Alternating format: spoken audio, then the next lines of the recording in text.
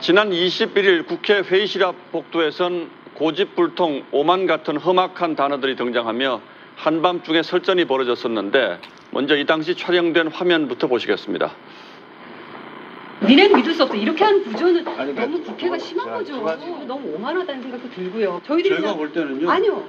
민주노총이 너무너무 고집불통이에요. 민주노총만 양보할 이렇게 줄은 딴 게 몰라요. 예, 감정들이 상당히 격앙된 것 같은데 이게 무슨 상황입니까?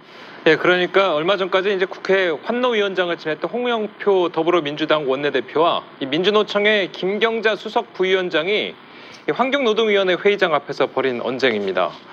당시 회의에서는 최저임금의 정기 상여금과 숙식비 등을 포함할지를 두고 논의가 한창이었습니다.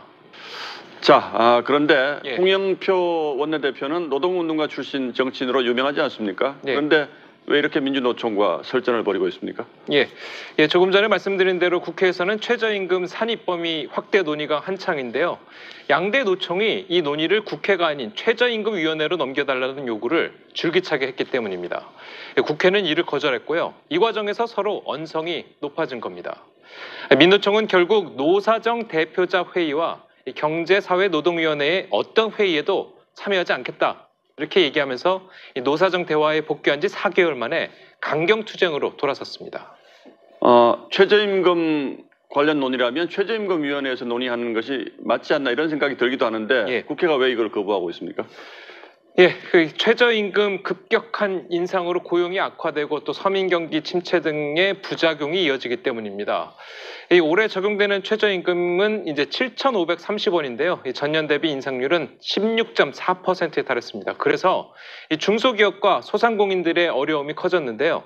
상여금 등은 최저임금에 포함시키는 쪽으로 여야의 의견이 모아지고 있었습니다. 그래서 양대 노총은 이를 막으려는 건데요. 최근 가석방으로 풀려난 한상균 전 민노총 위원장은 다시 한번 머리띠를 동여매고 동지들과 통 크게 해보겠다 이렇게 이야기했습니다. 결국 상여금이라든지 임금, 숙박비 이런 예. 것들을 최저임금에 포함시킬 것인가가 쟁점인 것 같은데 예. 이게 포함되는 것과 포함되지 않는 것이 어떤 차이가 있는 겁니까?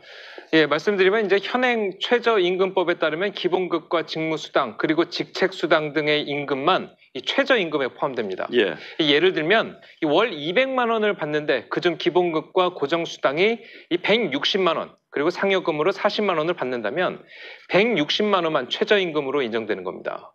그러니까 상여금이 최저임금에 포함된다면 이 높은 인상폭에도 경영자 입장에서는 어느 정도 충격을 줄일 수 있다는 겁니다. 예. 하지만 노동계는 이 최저임금 인상 효과를 반감시킨다는 이유로 반대 입장을 고수하고 있습니다. 현행 구조로 가는 게 더 유리하기 때문입니다. 그런데 선진국들은 대개 이 상여금이라든지 숙식비를 최저임금에 포함시키고 있다는 거죠. 예, 맞습니다. 예, 강동원 기자 잘 들었습니다.